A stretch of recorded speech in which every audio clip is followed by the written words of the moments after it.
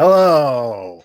Welcome to the Mack Flash Five. Who's ready for some laughs? Smiles before the tears. I welcome all the laughs. We're gonna need the laughs today. My name is Matt. I am here with AB, and we are here with Scott, and we are going to talk about the our top five tear-jerker movies. Mm-hmm. Movies that make us cry. I came prepared. AB's ready. I came prepared. This is mainly a prop, but I might be needing it later on. We'll see. So sensitive. Such a sensitive soul. This is a tough list, pal. You started this, and it was a deep dive. And it was Matt. Yeah. And it was a rough get through. Yeah, definitely. This list actually the topic actually comes from my sister. She gave me a list of topics. This was just one she didn't want to do. Oh, so yeah. Brittany, comment your top five right now. Yeah, she will, and she'll be on with us. I think we're doing this one. She'll be on the next one. Yeah. I guess we can just say our next topic will be isolated protagonists. That was one of Brittany's. It's great. Yes, that's one of hers. She'll be on for that one. I mean, that's why I texted her. I'm hoping she'll reply with, yeah, okay. But this is our top five tearjerker movies. Before we dive into our list, let's just remind people how it works. After we decide on a topic, we go our separate ways and then return with a top five, with our own top five lists fitting that topic. We will be talking about 3 of those movies in depth, and we all have 2 honorable mentions. This was my topic, so I guess I have to start. Mm-hmm. My number 3 was kind of a late addition to the list. As soon as I remembered that I saw it, I was like, "Oh yeah, this is pretty good for what we're going to talk about." My number 3 is from 2016, Lion. Right. Yeah. Now this tells the story. We've got Dev Patel there, starring Dev Patel, Rooney Mara, David Wenham, Nicole Kidman, and the child's name was Sunny Pawar, young Indian boy playing the younger version of Dev Patel. It's told chronologically. Saru is a young Indian boy. He's 5 years old, lives in India. He loves his older brother to death. He badgers him one night to take him to go work. His brother has a night job, and he's like, "Take me with you." So they go out to a train yard where his brother has a job. Saru sneaks onto a train, falls asleep, and takes a 5-day trip out of India into Calcutta, where he doesn't know the language and is essentially lost. He has to defend himself from a couple of gangs and one very skeevy looking,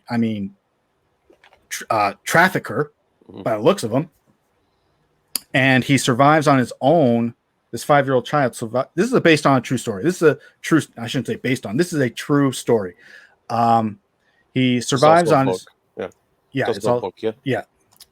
He survives alone for 2 months before he's put into a orphanage, and then David Wenham and Nicole Kidman, who are an Australian couple, and they adopt him.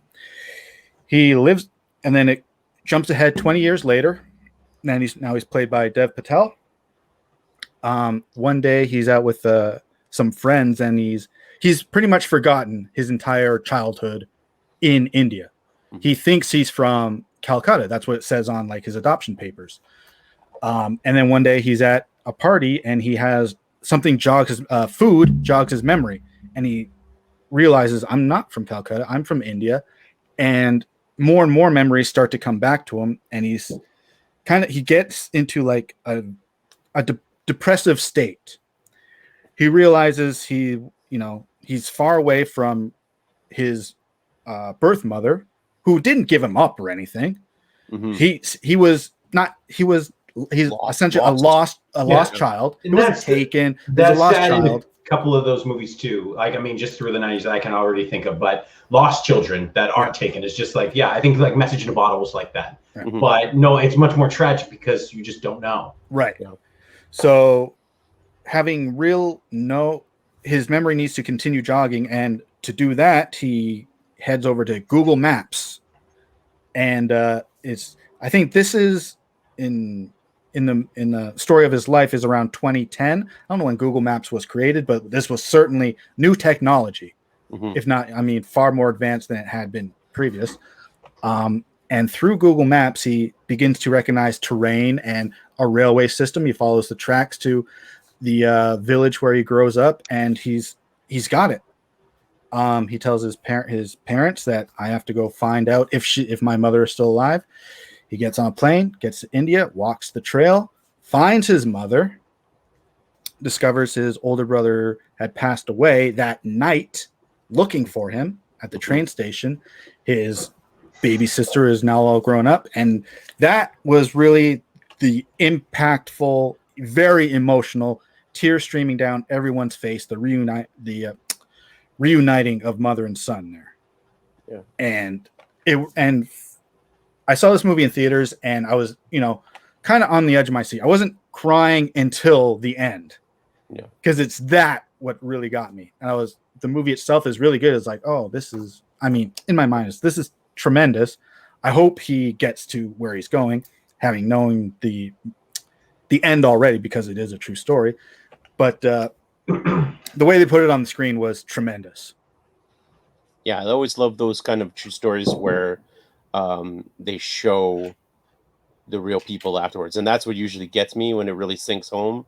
Is like you're following around this movie and you get lost in the movie, and then when they show you the real people, and that's when you brings the connect, right? You connect it and be like, everything I just watched actually happened to somebody, and it's like it was a reality for somebody. It was a reality for this kid that basically lost his whole life from his family. So it was pretty powerful. I watched it during one of my Oscar catch-ups, because it was one of the ones nominated. So I think I'm pretty sure saw it in theater.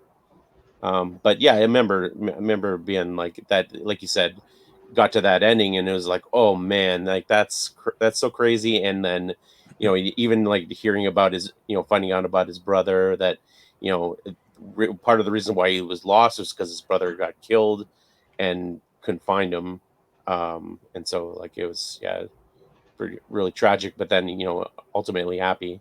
And and it too, you see the couple that connected him, that adopted him, being involved in that, and it was pretty neat.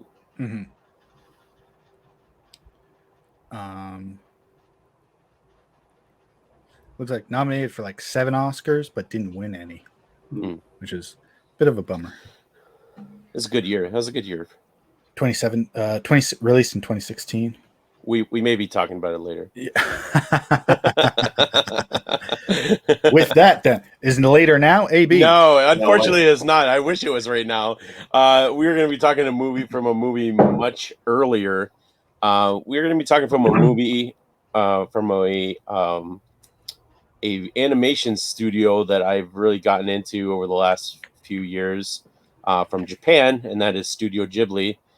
And Studio Ghibli makes animated films that range the gamut from being very, very, very kid friendly to this is not meant for kids whatsoever, and please don't show your children this. This is more towards the latter, just not based on any kind of content really, but mainly due to the subject matter and the end result. And that movie is from 1988, directed by Isao Takahata. Oh, and it's not coming up for me now.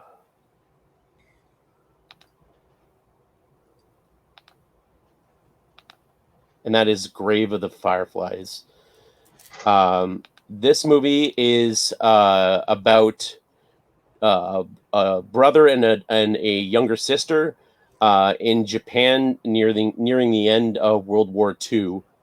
And near the end of World War II, the Allied forces were basically carpet bombing Japan with these incendiary bombs. And then, like, I've seen pictures of it, like actual pictures of it, in the research I was doing. And when they show them in the animation, it actually looks like fireflies. Like, it looks like lights coming down from the sky. And so that's part of the whole thing of the title, Grave of the Fireflies. There's the incendiary bombs coming down, and because of the construction at the time in Japan, their houses would just basically, or like matchsticks would light up and burn, and so there's all these families that were displaced and a lot of people who died, and so the brother and sister escaped the fire, their house being burned, but their mother gets severely burned and has to go in the hospital. Later, she passes away, and so they're orphaned. Their dad is on a ship in the Japanese Navy, so he's off the war, off fighting the war, and so they're left to their own devices. And so the movie basically revolves around the older brother trying to get them to survive. They stay with this older woman who is horrible to them and mistreats them badly, and so they end up trying to go out on their own. And he basically spends like most of the movie, struggling, beg, borrowing, and stealing in order just for them to eat. And ultimately, he doesn't succeed, and spoiler alert, they both die. And so like it's a hard hitting movie. It has some really sweet moments between the two of them, and you feel the love between the brother and sister, and it really hits hard. And one of the things I really like about it is because we as North Americans have been, we watched, tons and tons and tons of World War II movies that are based on the Allied forces, right? We've seen it from our side, from quote unquote our side. And you don't really see too many films from the other side of the war. And so, when you watch films like this, and there's a few other ones that I've seen where you see the other side of it, you realize that, there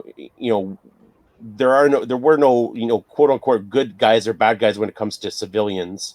And like the Allied forces were, carpet bombing civilians there, and like all these civilians were getting burnt up and dying, just like they were in Europe, on the other side of things. And so there's all these people that, were the casualty, they're called the casualties of war. And you get to see that other side of it where, there's all these, women, children, kids that are, casualties of this war that was being fought. And it's a tough watch. It's a tough watch and tough the thing to think about that, you can talk about the just war, and I think ultimately, World War II was a just war, but there's all these people that suffered, Sure. that were part of it, And that's, like it's.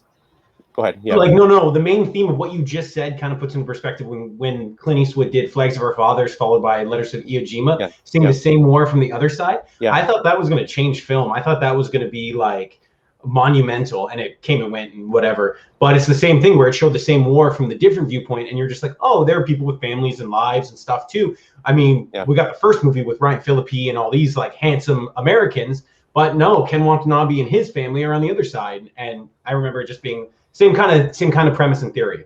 Well, I think I think that it makes people uncomfortable is ultimately the answer why people don't want to watch those kind of movies and don't want to think about those kind of things, because it shows that their freedom or whatever that was fought for came at a cost in other people's lives, inadvertently. It wasn't just this blind evil enemy that we're fighting against. It was whole nations of people, of innocent people too, that were attached to it. And so it's tough. It's tough to think about. It's tough to watch things from the other side of it. But I mean, ultimately, it's important because war isn't black and white. War isn't black hats versus white hats kind of thing. There's lots involved, and it's tough. It's tough to think about. But anyway, this movie is crushing, and like I can't even imagine. We've talked previously about animation coming out in the 80s. This was 88. I can't even imagine kids being subjected to this and like it being cutesy for the most part of the middle of the movie, and then getting to the part where they're dying of starvation, and it's like, whoa, this is not meant for me. But anyway, that's my number 3. So Grave of the Fireflies. Cool. Okay, I'll move on here. So it's an interesting list. I had a list of, when we were coming up with our top 5 tearjerkers, and I knew what I wanted to put on it and shuffled around. And then, as I said off camera, I had some movies, but I was kind of lying to myself. I'm like, okay, these are sad. Maybe I was sad, but I legitimately did not shed tears during these. So I had to be honest with myself. So my number 3 is a very, very outside of left field choice. And I'm guilty of putting movies that I say are bad on my list. I've done it before. This is legitimately a bad film. I do not like this film. This is a crude film with frat humor that doesn't appeal to me. But I saw this movie in theaters, and there's a turn at about the hour 20-minute mark where this goes from being a romp, stupid, gross adventure to being an incredibly heartfelt message about relationships and family and savoring the moments that you have because you won't get them back. And my number 3 is 2006's Click with Adam Sandler. Yeah. So this film still is joked about between me and my friends on the twist that it takes at the hour 20 mark with 25 minutes left that triples down on ripping your heart out of your chest and stomping all over it. So in it, Adam Sandler plays a workaholic father who gets a special remote from Christopher Walken, who it says he can speed through all the boring, monotonous parts of his life, and he can get there. And, hilarity pauses a fight with his wife. He's changing colors to people. He's muting. He's commentarying, all the dumb stuff. And it's very much a Sandler. There's Rob Schneider's in brown face, and Nick Swarsten's there playing a creep. And it's not a good movie. Hasselhoff is gross and all this stuff. But then what happens is he's skipping through too many moments, and he's like, I gotta fast forward to this promotion. I'm gonna get it soon. Fast forwards, realizes a year goes by. Holy shit, I missed a year. What have I missed? Worst part of it too is that last year he was on autopilot. So he was essentially like a shell, not adding much to the conversation, kind of zoned out because his conscience wasn't there. As it goes, it becomes used to his formula, what he wants to speed through. So it starts auto speeding. Slowly he misses 5 years, 10 years. Then he realizes he's missed out on his whole life. He and his wife are divorced. His father's passed away, and he's going back and revisiting these. And it's just heartbreaking moments that they're doing, ultimately culminating with at his son's wedding that he blinked and got to, and then dying outside to try and reconnect with his family. And he's dying. It's this powerful score, and he's dying in the rain. Ultimately they do an It's a Wonderful Lifestyle ending with Christopher Walken being an angel of death and him waking up at a moment when he fell asleep and it was all a dream, and it's a reverse It's a Wonderful Life. But mainly the themes of this film and just the fact of society in general, when we look at and say, I just want to get to the weekend, I just want to get to summer, I just want to do this. This isn't very fun. I don't like yard work. I don't like an argument with my significant other. I wish I could skip through this, or I need a promotion, or anything like that. This movie really put in perspective, as a guy who has a nonstop obsessive amount of wasting time. You blink and you're old. This movie is very much puts that on a screen where you go, am I wasting my life? Am I on autopilot? Am I living each day or week or year to its fullest? Or am I just going through the motions, and ultimately everybody will resent me for it, kind of like Adam Sandler's character. And like I said, it's at the heart. You got to dig through a lot of it, but you get this really potent story on relationships and family, and putting family first, and not losing it all to work, and really not looking past the forest through the trees, and kind of just enjoying the journey as it leads up to it. So rewatch this film again too, and that bit holds up, and that stuff is powerful. So Sandler's a weird guy. He can do shitty, this is a culmination. He can do shitty movies with his bros, and he can do a sad Fee and a Noah Baumbach movie. And this movie kind of becomes a Baumbach movie, and you definitely feel it in here when it makes that turn. So my number 3 it would never appear on any other list is 2006's Click. Yeah, like you said, this honestly, this movie comes up in my thoughts I know. pretty much every time I think about that kind of stuff. Where I'm like, man, work today really blows. I wish I could just like fast forward to 5 o'clock, and then literally I'll be like, oh man, no, like I'll remember click and be like, I can't do that because Yeah. something could happen. Something good could happen this afternoon. Something good could happen this week. I don't want to fast forward this. Like, especially like you said, when you have something good coming up, be like, I just want to get through all this, crappy work week, and get to the good stuff next week when I'm on vacation or whatever.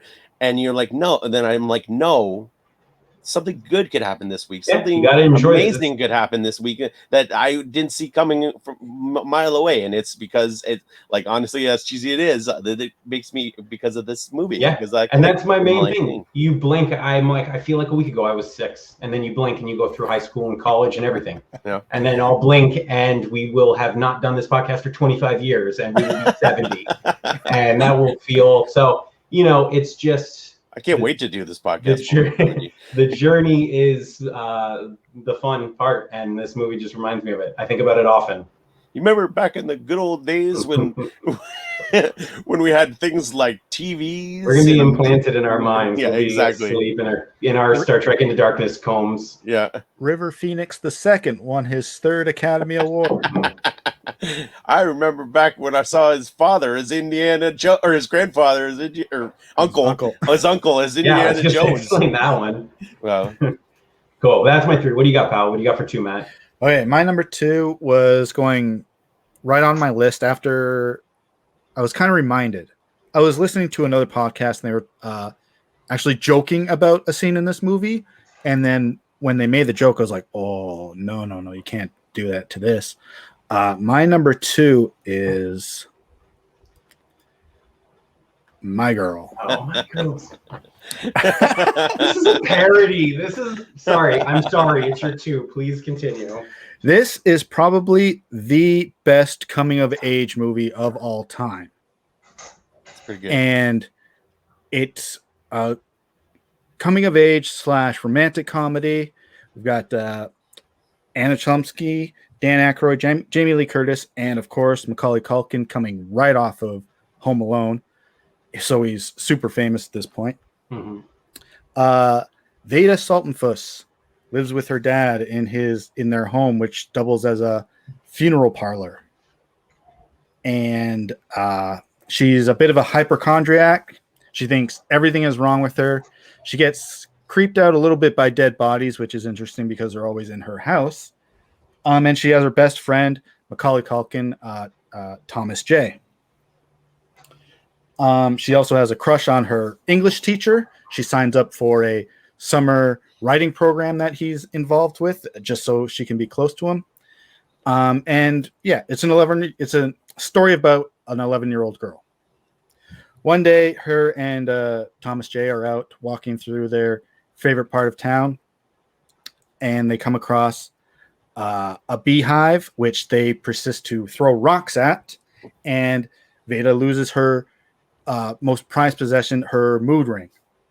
Later in the film, Thomas J goes looking for it, and the bees set out for revenge and sting him to death. Yeah. And this is where everything becomes sad. Yeah. The cops show up to Dan Aykroyd. He has to deliver the bad news to Veda. And Anna Chomsky is an amazing actress for her age. Yeah. Tears streaming down her face from this point to the rest of the movie. Say the line. Say the line, Matt. Say the line. He's during Thomas J's funeral, which is in her house. She comes down from her room, all sad. She walks up to the casket, and she says the line that really gets me. He's not wearing his glasses. He can't see without his glasses. She is just bawling and freaking out. It is so sad. Mm-hmm. And I don't know if I can do any more justice. Up to that, the movie up to that point, like I said, family, fun, comedy, coming of age, terrific. It's after the death of Macaulay Culkin, and he's got they put he's in the tiny casket with bee stings on his face. Up. It's messed up. horrendous. Man, I think the biggest thing for that, and now it's not as impactful for everyone who watches it now because everyone knows about it, right? Everyone knows about the thing about it. But like you said, it's this Macaulay Culkin coming off Home Alone. You're watching this movie, you don't know anything about this movie, and it's this nice family movie, and then it hits that twist, and it's a gut shot to everybody that's watching it because you had no idea that you were walking into this, especially from the trailers, from the poster, even looks cutesy. Oh yeah, and there's no way you could have predicted that, and so now people watching and be like, oh, that's no big deal. They're like, yeah, go back in time to when this came out, and like you said, Macaulay Culkin was the biggest kid star on the universe at that point, and midway through the movie he dies. Like, what? Are you kidding me? Like, it was. I mean, I was old when that came out, and so it still hit hard.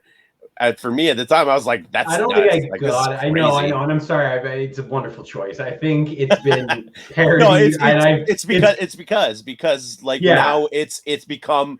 It's so ingrained in. I don't think I understood it. I feel like I was probably, this was 91, 92. I feel like 91, I was 4 or 3 when I saw it. Maybe I saw it on VHS, and I don't think I understood. Like I don't know if I knew what death. I remember watching it, but not getting it. And then it wasn't until years later that you get it and you understand, and you're like, oh, what a decision. But yeah, it was. I can't imagine when you see it, because you're right. He's off the black and white video, and he's Home Alone, and he's the most lovable star on the planet, and they kill him off, and you don't know because you just see it. You're like, oh, it's going to be that kid, that blonde kid that's cute in another adventure. Yeah. So yeah, that was definitely. It's on the top of every list. Every time you Google saddest movies of all time, it's always the top 5. And that's why it's because they pulled the rug out from under you on watching that, and it's like, and I mean, I always equate it to a similar more recent one, which is Bridge to Terabithia. I read that book. I never saw that. Same deal. I had no idea, and then 3/4 of the way through, same kind of thing. Don't say too many recent movies like that, because one might come up later. All right. Okay, so we talked about 2016, and we're talking about Oscar nominees from 2016. I saw this because it was the Oscar. It was just getting a lot of hype off of the festival circuit leading into Oscar season, and so I went to see it. Thankfully, I went to see it by myself. Thankfully, there wasn't a lot of people in the theater because this movie wrecked, and I mean wrecked me. And I watched this last night, wrecked me again. It is directed by Kenneth Lonergan, and it is Manchester by the Sea. I saw this movie at Whiff. I saw this movie by myself too. And so it's starting. I saw it by myself too. Yeah. Thank goodness. This movie is a tough watch, and it is incredible. One of the best movies I can think of in the last 10 years. It's a picture, a snapshot of almost a true story. Like, it's not a true story, but it's a snapshot almost of a true story where things don't work out at the end. Everything doesn't wrap up nicely in a bow.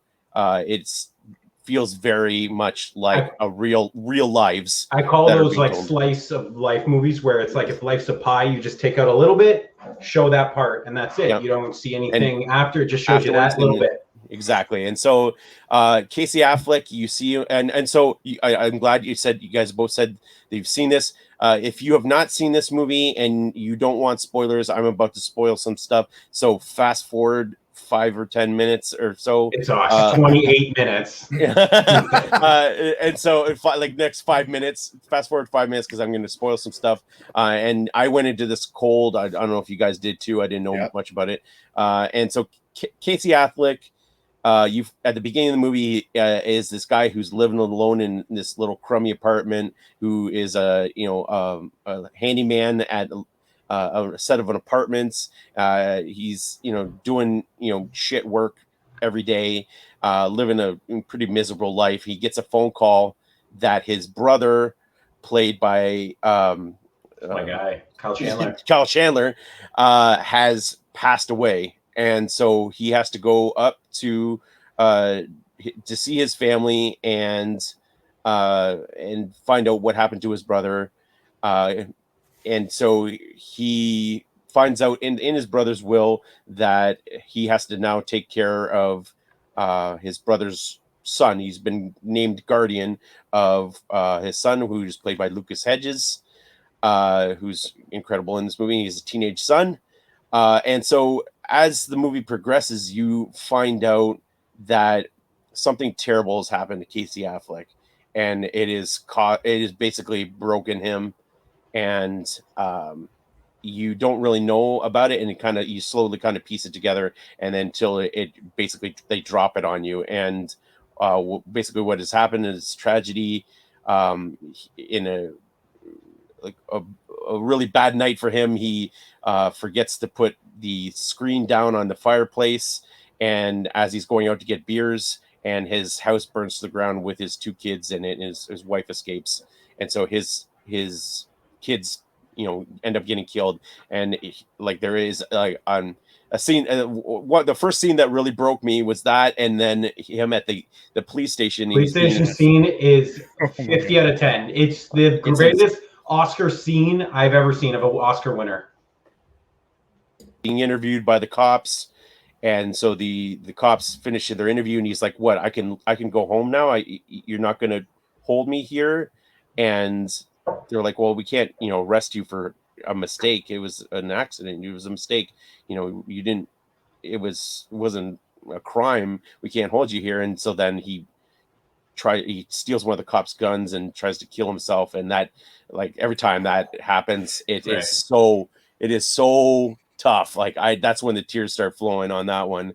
Later on, there's a really great scene with his ex-wife where she tells him that she still loves him, and that she's moved on and has a new kid. Yeah, the kid that's on the way, or she does say that kid has a stroller. Yeah. That's right. So they have a very cathartic confrontation. But then she basically tells him that she blamed him and shouldn't have blamed him. And, this whole big thing, and it's another. At that point, I haven't stopped sobbing. I'm just sobbing harder at that point. And then there's the thing, if you're watching this movie and it's not all sobbing. You're not sobbing through this entire movie as depressing and as tough as it is to watch. There's a lot of really funny moments, a lot of really heartwarming moments between Lucas Hedges and Casey Affleck as they try to manage this life. See if it could work out, that he could actually be his guardian. And there's a lot of really funny, touching stuff too on top of the sad stuff. But there's that when he figures out that he just can't do it. He just can't bring himself to be that person for him. That's tough too. And as I was watching this, it started making me think of people that I know that have lost children through accidents. I know a few people that's happened to, and I started thinking about there's stuff like that you just don't come back from, that you keep on living, you keep on you can go on living your life and still have a life and still carry on with it, but part of you has died with that child. And this is one of those cases in this movie where he's going on living, he's still breathing and doing his thing, but he's dead for all intents and purposes. He's dead inside, and can't.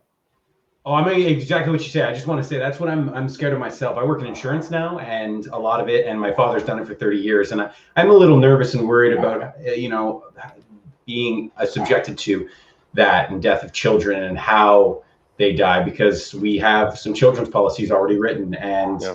I know my father's seen it, and it's never easy, and it's not something that I'm looking forward to, is crossing into that world, and I know it's inevitable. So again, what you say, it's definitely not anything you ever really want to think about or have something happen, and I know it's going to happen, and I'm going to have to console. So It's tough. It does end with a sliver of light and hope, though. Yes, because it starts off with him, like you said, the dead end job. He goes to work, comes home to like a basement studio apartment, eats his TV dinner, goes out to the bar, gets into a fight, and that's like his daily routine. Yeah. He And puts basically himself allows himself to get his ass kicked as punishment. Yes, he wants to get beat up. He has decided he's going to live in a self-punishment for the rest of his life. Yes. Then he gets to bond with his nephew for a season, for the winter, because he has to stay there and take care of the house and the son. And they decide they're going to rebuild the boat or whatever. They do bond for a while. Yep. Then it's decided that friends of his father are going to adopt Lucas Hedges, but he says, "But maybe come visit. I'm going to get an apartment with a guest room." Yeah. And it was there. I was like, okay, he's helping himself. Yes, yeah, and I mean the final scene is them on the boat, hanging out on the boat that they've resurrected. So you're right. There is a sliver of hope, but I love that it didn't a regular Hollywood movie, regular Hollywood movie. At the end, he would have a new love interest. They would both adopt Lucas Hedges, and they'd have a happy little family at the end of this movie. And you're like, well, that's not real. That doesn't happen in real life. I mean, sometimes once in a million times that may happen, but for the most part, this is probably what would happen. And it's messy and it's real, and it's like, so when I'm watching this, I'm like, this is like I said, you have 100 other movies, like Hallmark movies that have a similar Hallmark kind movies. Exactly. That's another like a similar kind of setup. Yeah. But this is almost the anti-Hallmark movie, whereas like this is what would happen in real Carlton life. Card. Fun fact about this movie: Matt Damon said it was the best script he's ever read and wanted to be in it. Matt Damon's the EP, executive producer of this film. Best script he's ever read. Wanted to do it, was too old, so he gave it to his close personal friend Casey. Yeah. Casey won an Oscar. Yeah, and it's he deserved it. He is in Amazon. I believe it was Amazon Studios' first film. I think so. To bring some levity to it, that Oscar night was hilarious because Kimmel was the host. Yeah. So him and Damon got into their regular "I hate you" routine between them, and Damon was, like you said, he was a producer, so he was nominated as the producer for Best Picture. Yeah. And Kimmel was on stage, and he was like, "This is the moment of the night. We're going to see Matt Damon lose an Oscar." It's good. Because what won that year? And it was obvious to everyone. Well, if that's that year, it was La La Moonlight. Oh, okay. Yeah. So, yeah. Okay, I'll move on to my two. So I don't know how to set this up. This is not ironic. This is my absolute choice for my number two. It is a movie I saw in theaters. So sometimes there are movies, and I certainly wanted to do one where it's largely a different genre, and it has nothing to do with sad. It might have some sad parts in this, but there's one scene, and it's not just a twist, it's a scene that rocks you and the audience when you see it. And I thought of other movies, and I wanted to put Interstellar on that for when McConaughey gets all the notes back from his children, because that was that. Right. Oh, I'm changing my list. I know. So then I thought that was great. That's just the one scene, and the rest of the movie is kind of its own sci-fi thing. So I wanted to go for something that I knew that when I did see, I and all of America had feelings for. And I am going to be talking about the final 5 minutes of Furious 7. Unironically. So Furious 7 was a huge deal because Paul Walker died halfway through filming. Yeah. Died in real life in a car accident. Tragic. So as you see this film, they're kind of, you hear stories on how they're piecing it together through his two brothers, which is great. And people will make fun of these films and make fun of the themes of the Fast and the Furious, but ultimately the story of family and their brotherhood is endearing and incredibly well done. So what happens is after they do all the action, the set pieces and stuff, and you're watching the film and going, okay, that's CGI, and they're shooting him from behind, so that's obviously after he passed, and that scene is real. He's in it. I know that's real. But then you get to the final, and they're on the beach, and they're all talking as he plays with his son, with Jordana Brewster, and they're like, things are going to be different now. You know, they're spinning it as he's got a family, and these adventures are not for him anymore. So there's just a sad moment as the "See You Again" comes on. You know, Vin Diesel goes and he looks and he just says something that's going to be too hard to say goodbye. So he gets in his car and he drives off. And as he does that, you hear Paul Walker come and say, "Hey, thought you could leave without saying goodbye." So then Vin has a little narration where he's like, "I lived my life a quarter mile at a time," calling back to the first film. You did too. That's why you'll always be with me and you'll always be my brother. What happens next? Once you get to this part of the song, there's a compilation of scenes from the previous 6 films. So it cuts back to the 2001 Fast and the Furious when they first meet. Chills. This is a franchise I've been with for 15 years at this point. So then you see scenes from him from the second movie and the third movie, and getting back in the fourth movie with Jordana Brewster and all the stuff. And the most important people in it will always be the people in this room. So then you see the 2 cars racing through the street. But then as symbolism, his car takes the exit ramp off, driving up a hill. Screen goes white for Paul. Guys, unbelievable stuff. Again, just for the fact that he actually passed away in real life and they did it so tastefully and so well done, I will always put that on when I want to feel something. And it's just so beautiful and it's so nice. And again, the song was a huge hit. The song kind of became an anthem as well, too, for people that have lost somebody, a family member, a child, kind of up there with "I'll Be Missing You" and the fact that it transcended rap or pop or anything like that and just became an anthem.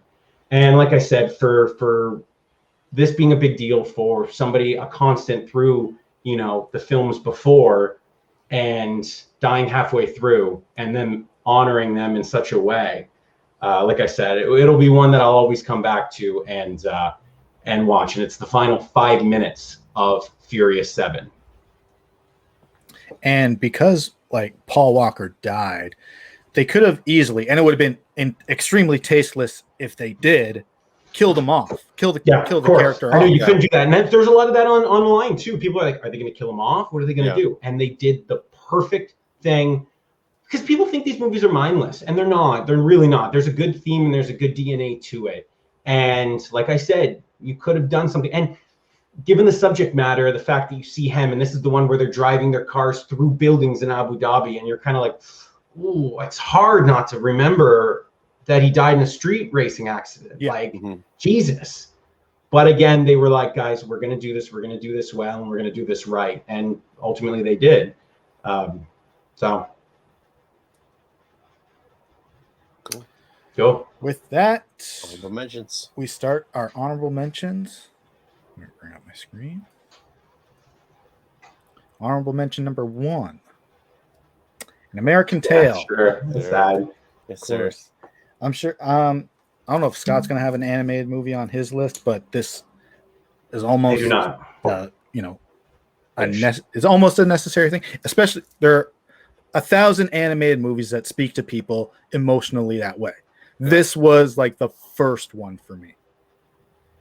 And next is Finding Neverland. Finding Neverland's great. It would have been on like the proper list. I just didn't watch it in time. So, but it has to be mentioned for sure. So this is one of my favorite years of film. That was the year it was Johnny Depp, DiCaprio, Jamie Foxx, Eastwood, and Cheadle all nominated. And I remember being like, these are the 5 best performances I've ever seen. And they're all nominated. And he got forgotten that year.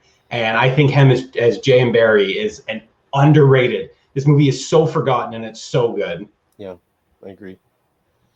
For sure. All right. Okay. My honorable mentions. This is a movie that I saw in theater with my buddy Riley, and there was us two and this old man that's probably in his 70s, and all like the two of us were, me and my buddy were bawling our eyes out at the end. I looked over at the old man. The old man was like literally wiping tears off his face, and that is the documentary "Won't You Be My Neighbor" about Fred Rogers, which is 1,000 times better than the biopic. And that's from 2013, directed by Morgan Neville. And this is one that is constantly on the guys tearjerker list, the quote unquote guys tearjerker list from 1971, and this is actually a TV movie, which I don't know if could break the rules. And Counts. It's on mine too. I took it I off. see. And that is Brian's Hell yeah. song. Oh, Hell yeah. Oh, It was okay. on mine too, Starring my James friend. Caan and our boy Billy D. Yeah, I was wondering because it is on every list. I remember watching it as a kid, and like love. I was around the time that I was really getting into football, and there's the scene that gets me every time where he's talking to his wife and he's like, I'll just come back as a kicker because kickers can thing, and she's like, what are you talking, like basically like, what are you talking about, like you're done, like you can't. She has to go to Billy D and be like, no, like you have to talk to him, he still thinks that this isn't real, like he's gonna come back as a kicker to the NFL. And it's like, there's the two big speeches by Billy D are gut punch. No doubt. So I had two, and one of the more recent. So you said about the My Girl and the Bridge of Terabithias and stuff, and it's only because with On a Date, I had no expectations. I didn't even know about this phenomenon of a book. Rocked me and left us with 2 stars that are going to be in our lives for a while, and that's The Fault in Our Stars. Mm-hmm. Yeah, that came out at that time. And then for my next one, I've been a dog owner my whole life, guys. I've had dogs since the day I was born, multiple golden retrievers throughout my teenage years. And now I have a little pug as well now. So I've said goodbye to quite a few. So we're going to go a little bit of a cheat. We're going to do a trifecta, triple header of films. We're going to go with Marley and Me, which is probably the most mainstream sad pet film. The Art of Racing in the Rain, which is about another golden retriever. His name is Enzo. My pug is named Enzo. And then the third one, probably one of the sadder movies, is Hachi, A Dog Tale, which, if nobody knows what the story is, it's these dog's owner passes away on the train, so the dog goes and waits for him every single day to come home for 10 years. It is also done in the Futurama episode Jurassic Bark. And if we're doing television episodes, which we'll probably do post-filming, one of the saddest things I've ever seen on TV. So those are a few honorable mentions for me. Okay. Here we go. Number ones. Yikes. My number one. When we did, when this topic came up, when I came up with it, when I suggested this topic, and you guys said, yeah, okay. You said, yes, well, let's do it. The first 3 movies came to my mind, all starred Tom Hanks. And I wasn't going to do that for the list, but I did narrow it down to my number 1. You got to mention earlier today, A Beautiful Day in the Neighborhood. This movie, and AB made mention about the documentary being better, and I don't doubt that. I haven't seen it yet. Oh, geez. But the subject matter is different. It does. And that's kind of my nitpick with this one, is that it's and I like it. It's a snapshot of him. Yes, which is great. Now the documentary is about Fred Rogers and his life. This movie is about how Fred Rogers helps this interviewer played by Matthew. Is it Reese? Reyes? Reese. Yeah. I really had no idea who this guy was. And then I had to look it up, and he's been on The Americans for like 15 years or whatever. How long? And he's married to Carrie Russell. Yeah, he left his wife for her. This is the first movie I've seen him in.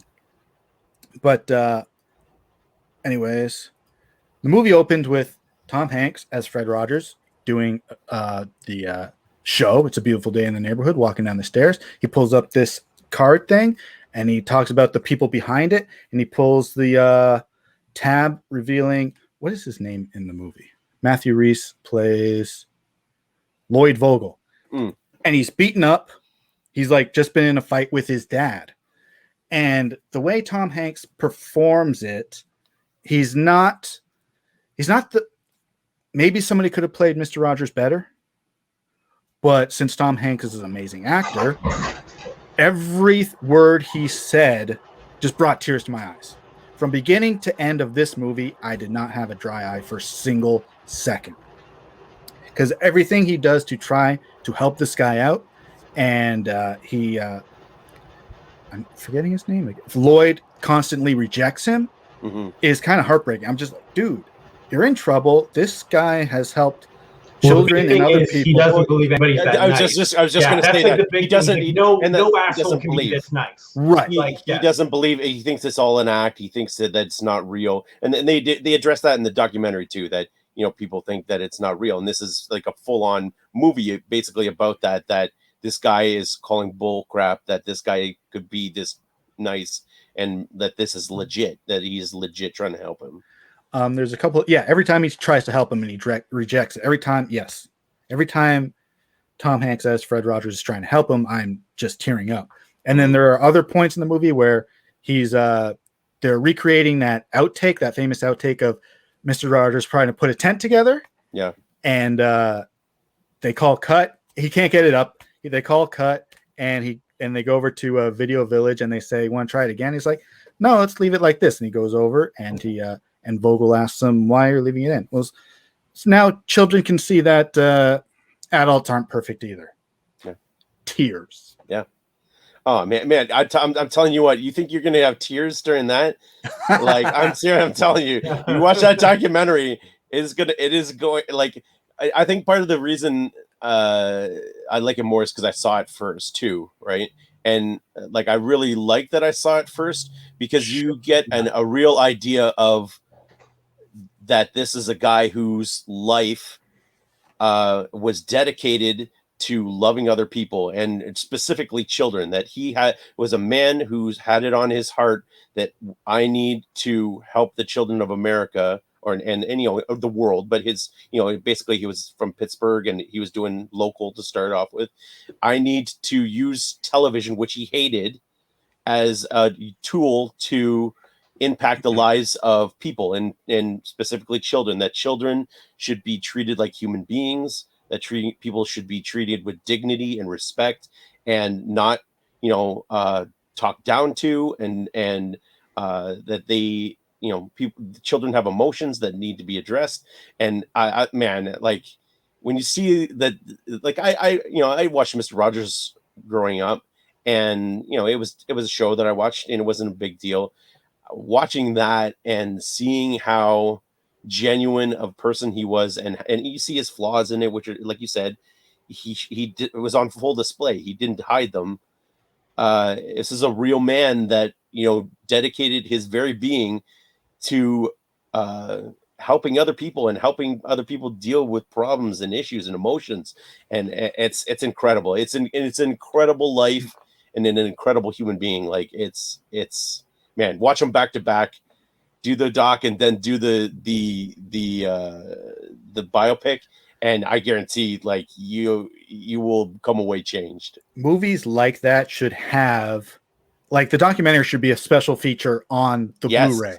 100%. I was like, I wish it was, or at least like a 2-pack. I want a 2-pack of the two, because you can see this is the real man. This is again it was a fictionalized snapshot of like an interaction that this person would have with people, and he'd have them all the time, just with like regular people.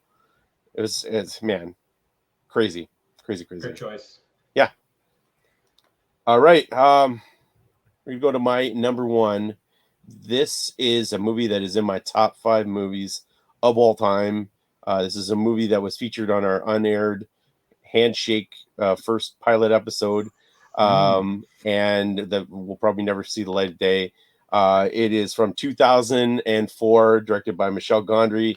It is Eternal Sunshine of the Spotless Minds, starring Jim Carrey and Kate Winslet. As I talked about in that episode, I connect so much with this movie on every level. This movie, when I watch it, breaks me. I've seen it, tons and tons and tons of times, and it breaks me all the time. You get a snapshot, and what kills me is I've heard people talk about this movie and talk about it as a goofy comedy, which I'm like, I don't know what movie you watched and there are funny moments in this movie, and it's a goofy concept, but I think you totally just went over their heads or they weren't paying attention. Is this movie is heartbreaking, and through this movie you see a relationship in reverse. You see the end of a relationship to the sweet beginnings and the cute, the very meet cute of the two main characters, and Clementine and Joel Barish. And you see all these moments, and it features a young Mark Ruffalo and what am I blanking? Elijah Wood. And I'm not 100%. I don't really. How do you feel about this storyline with Kristen Dunst? I don't mean to hijack, but that could do without. It's different. It's different. It's yeah. I mean, a part of that it comes into play later on, and with Wilkinson. Yeah, it just like the whole. And if you haven't seen the movie, the whole concept is that there is this technology. It's somewhat sci-fi where they have this technology where they can erase your memories. You could come in, and if there are memories that are painful for you, they can basically erase it and erase those memories from your mind. And so the one character has her memory erased, and so Jim Carrey decides to also have her erased from him, and halfway through he changes his mind because he realizes that he loves those memories. When you go through a nasty breakup, you tend to only think about the really bad stuff, right? You think about the end result of the relationship and the terrible things that happened that eventually ended up breaking you up, right? And so what you don't remember are all the reasons why you got together and all the really good moments that you had and all of the special times that you had and the reasons why you got together in the first place. And so as he's going through and having them erase, he realizes that he doesn't want to let go of those memories. And the reason why I connected those things is because when you think about memories, they make us who we are. Like they made us, all those terrible times and the good times and all the things that happened to us in our lives, they made us who we are at that point, right? And so when you start ripping those memories away and taking those memories away, it starts tearing basically yourself away. You're taking yourself away of who you are because those memories basically made up and you get into the whole thing, the whole deal of stuff like why Alzheimer's and stuff like that are so devastating to people because it's having those memories and knowing the people that we've known for years and years and now are strangers to you, and like having those kind of things are so devastating to people on both sides of it, for the people that are suffering from it and then from the people that are on the loved ones who are not being recognized and have that torn away from them. And like this movie just invokes those kind of things where you see the power of our memories and the power that another person can have on your life, good or bad. Like I said, this movie I connect with so much. Right down to the soundtrack is one of my favorite scores of all time. It is that perfect mix of sweet, beautiful, along with like the melancholy, and that's by John Bryan. Like I said, it's top 5 movie for me. I love this movie, and I will love it till the day I die or until I can't remember it. Hopefully that never happens. So yeah, it's great choice. I knew it was on your list. I should have seen it. It's on a few lists, and I guess I kind of forgot that you already used it. I feel like you would have used it somewhere else. Loves this film, I know. So that's a wonderful choice. Carrie's great, Winslet's great, and it's perfect.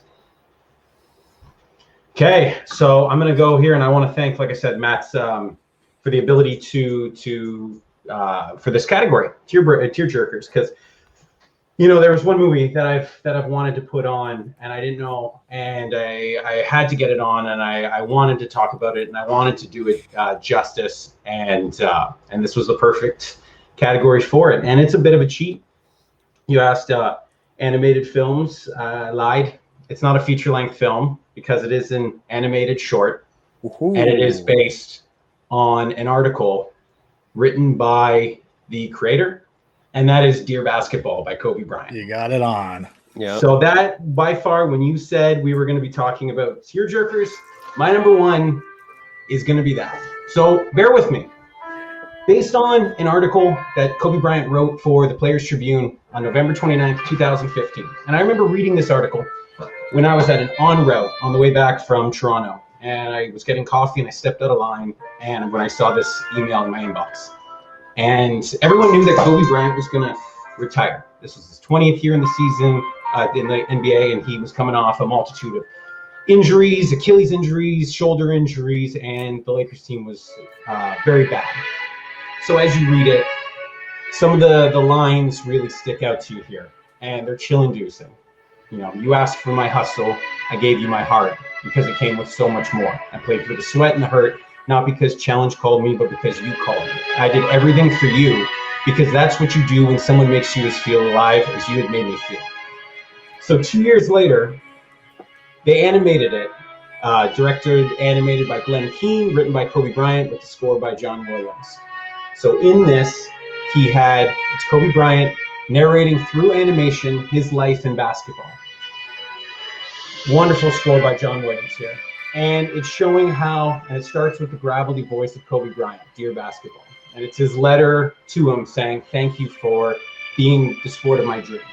You know, I was a 6-year-old boy, as you see there, rolling up tube socks, running through chairs, doing drills, because all I wanted to do was play in the NBA. And this is what he's saying, that it's no longer time to be able to do that. But he's coming to terms with it. He has lines in here that say, the season is all I have left to give. My heart can take the pounding, my mind can handle the grinds, but my body knows it's time to say goodbye. So when you see it and it's coming with the memories of his championship, and then this final shot with the two of them, and as he's walking through the tunnel saying goodbye, it illuminates white. And it's him making peace with it. What was incredible about this, Kobe Bryant then won the Academy Award for Best Animated Short Film. The legacy of this, though, is because Kobe Bryant's not alive anymore. Passed away on a helicopter crash with his daughter. And that's tragic. It's one of the most tragic celebrity deaths of my life. And Kobe Bryant had so much to offer, too. He had a studio to tell stories. That's what he wanted to do in his post-career. And the only story he's able to leave a lasting legacy, aside from a few books that he came out with, is Dear Basketball. So for that, it is 5 minutes and 20 seconds, and it will be the most heart-wrenching 5 minutes and 20 seconds I can never make it through without crying. Because it's Kobe Bryant saying goodbye to his first and only love, the game of basketball. So I'm happy to put it on the list, and I'm happy to do him any sort of justice to my all-time favorite athlete, Kobe Bean Bryant. So for that, my number one tearjerker is the animated short film, the 2017 Academy Award winning short, Dear Basketball. And I am so glad you've been waiting to put this on the list. It's true. I wanted to put it on somewhere on short films or Academy Award wins and kind of animated. And then, I guess I would have done none of that. But as soon as you said tearjerkers, I said, we're locking this as my number one. So if awesome. you haven't seen it, go YouTube it. It's an incredible short. The only thing that's even more heart-wrenching than that is, I think the main version, the version that has the most views that comes up number one, is they intercut at about the 3/4 mark Kobe watching it at the retirement ceremony. Yeah. And that's even more heart-wrenching because now you see him and he walks out because they showed it before. He got both numbers, retired his 8 and his 24. What a legacy. And like I said, he's no longer here. His daughter, 9 others. And like I said, for his Players Tribune article that I remember the exact day I read it, that I got out of line, that I went to see him for his final game at the Palace and watched his final game where he scored 60 points, wore a Kobe jersey to work all day. I stayed up and I watched that game. And And then, like I said, Dear Basketball is my favorite Academy Award win of all time. There will never be anything that gets me more excited than seeing Kobe give an Academy Award winning speech. So thank you, Matt, for allowing me to put Dear Basketball on a list. Oh, with that, Hey, you yeah, made it. everybody I grab didn't even need it. I didn't even need it. I made it. I made it through. From tears of sorrow to laughs of joy. Hopefully. This will end our list of our top 5 tearjerker films, movies, documentaries. For everyone watching, tell us what you thought. If you have your own list, put it down in the comments. If you liked or disliked what we had, let us know about that as well. With that, we'll call an end to this portion of the show, but we are not done yet. It is time for a Mack Flash draft. And when we draft, we need to bring in the draft king himself. Jersey Jim, how are you? Well, I'm more of a draft popper than a draft king, but a draft court gesture. Yeah, it's good to be here, though, guys. Good to see you again, as always. Like I said, someone needs to be in 4th place and do better than me. Which movies make you cry, Jim? The one that immediately comes to mind for me was a recent Pixar movie, was Inside Out. And Inside Out's great. It's probably the one. People put Toy Story 3, but I think Inside Out's probably a lot sadder. Not only do you get the Bing Bong stuff for sadness, but also like her and when she's like self-sabotaging, you're like, this is like the loss of memory thing too. Is exactly. And even then I'm like, is this explaining like bipolar? Coco is the same thing. Yep. Yeah, that one immediately came to mind. That's a good one. Okay. AB is going to get this thing started. He's going to bring up the wheel with our names and our topics. Is it topics first? Okay. Yeah, because depending on the topic, I might have to run to a different room to get my list. We have biopics, we have baseball films, and we have Harrison Ford films. Is that right? That is correct. I think so, yeah. All right, here we go. We're going to find out what we are doing. Oh my gosh, is it actually happening? Is it actually happening? It is! Oh. I was like, baseball's been on there since the get-go. We're going to get the baseball. Okay, baseball. This is fun. I have 20 Harrison Ford. Oh, no, but I'm saying it's never baseball. No, I thought it was going to be baseball. Baseball. I'm glad because that's the list in the other room, so I don't need to leave. Okay. Yeah, because it's in the other room because it's never going to get picked. It's never going to get picked. So while you're doing this, we'll just explain the one caveat about Harrison Ford. So I believe the top picks are the most important of any draft because once you take one film of a franchise, the rest of the films are ineligible. Right. So it's really, he's got 2 big franchises, and rather than we all get one, that's no fun. He's got 3. He's got 2 big, 1 okay. He's got one with 2 films. Right, but he's got 2 with 2 films. He's got 2 with 4 films. So that's the 4 film ones I'm talking about. And so you can only draft one film from films. What's fine? Do this then. I don't know. So is this for first pick? This is for first pick. I'll be right back. I think I need this list from the other room as well. Okay. And he's picking first. Wow. First, okay. Boom. Yeah, obviously we already know what that's going to mean. Yeah. Because then, this would be literally like 6, 7 films of the 20. That's not that fun. All right. Yeah. I picked last a lot.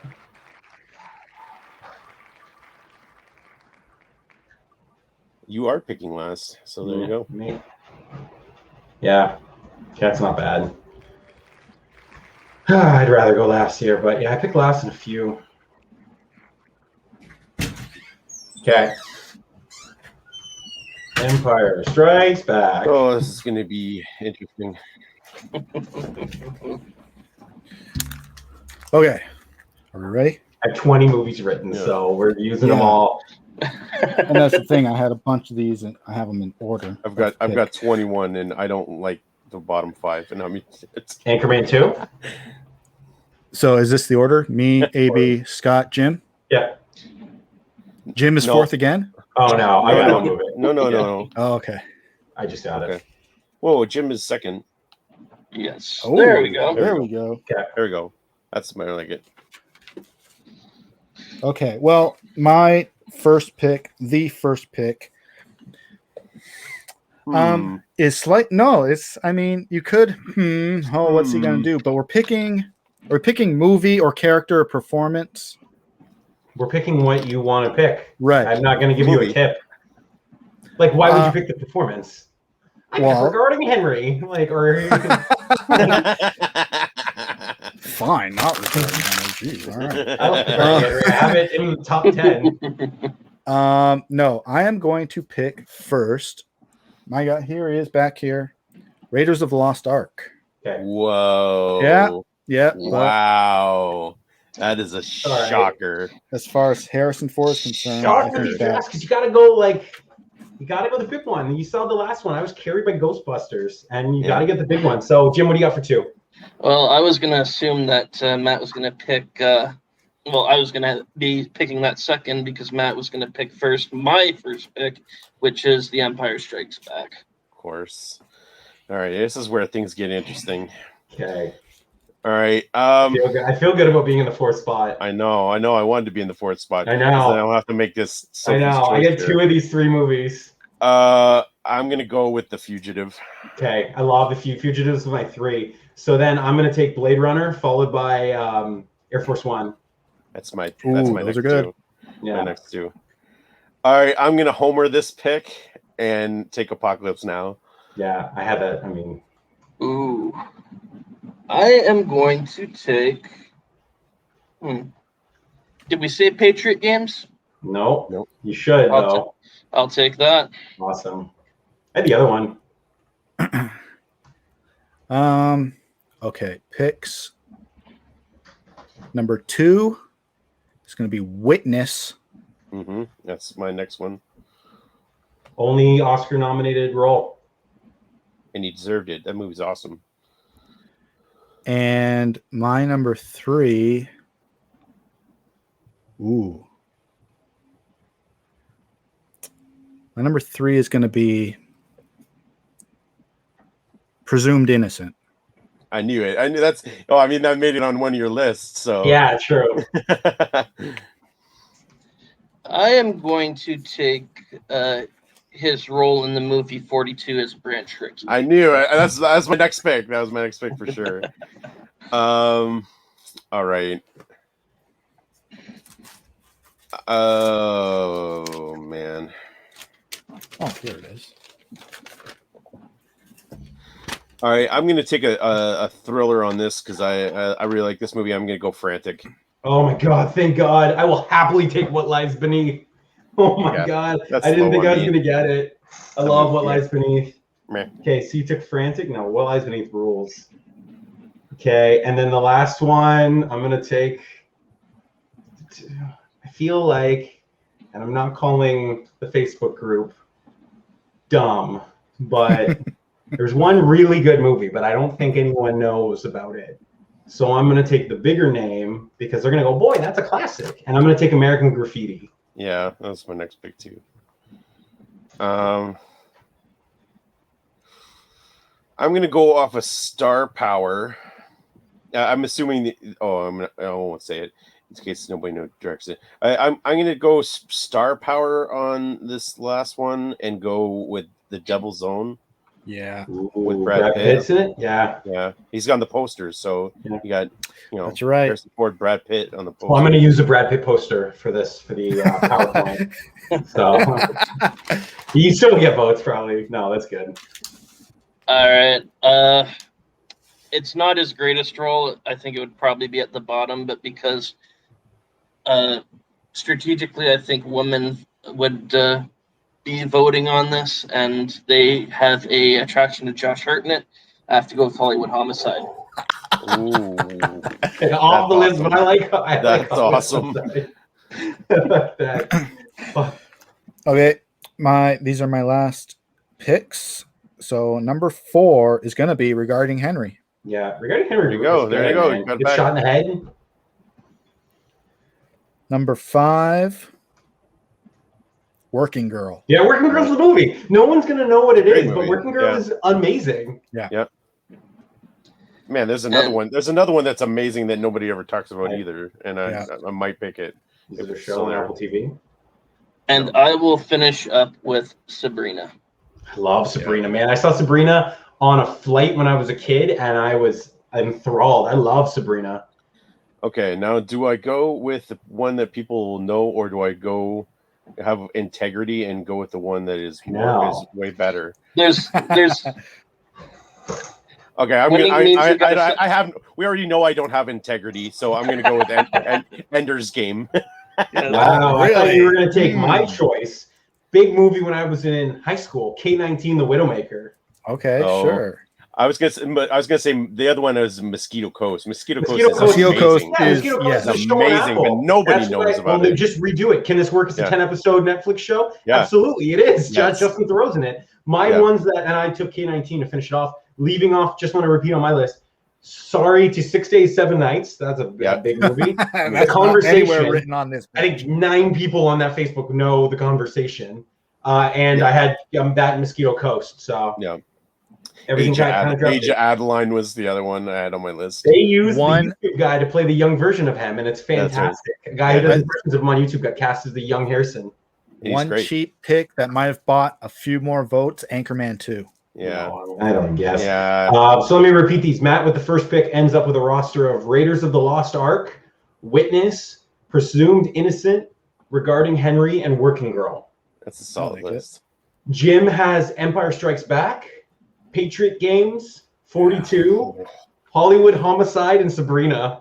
Oh my That's God. huge. This That's is fucking huge. rules. Jim, you're not going to get 4th place this time. Wow, absolutely not. I'm looking. I think I'm staring that Drafts up. are I'm gonna abolished stare if you're in down through all 4th that. place. Drafts are abolished. Yeah. AB has The Fugitive, Apocalypse Now, Frantic, and then a few knuckleball picks, The Devil's Own and Ender's Game. And then I have my list of Blade Runner, Air Force One, What Lies Beneath, American Graffiti, and K-19, The Widowmaker. These lists are fun, guys. Yeah, this is a tough Mhm. pick. This Yeah. is really good. Jim's Yeah. gonna get my vote, but I like this too. And I like Working Girl a lot. Mine too. Okay, we're still recording. So with that, we end the show. Head over to the Mack Flash Entertainment Facebook page to vote for whose list was best in our draft. Was it Jim? Was it AB? Was it Scott? Was it myself? I think it was myself. Click that like button to show your support. With that, Jim, AB, Scott, say goodbye, everybody. Mamba out.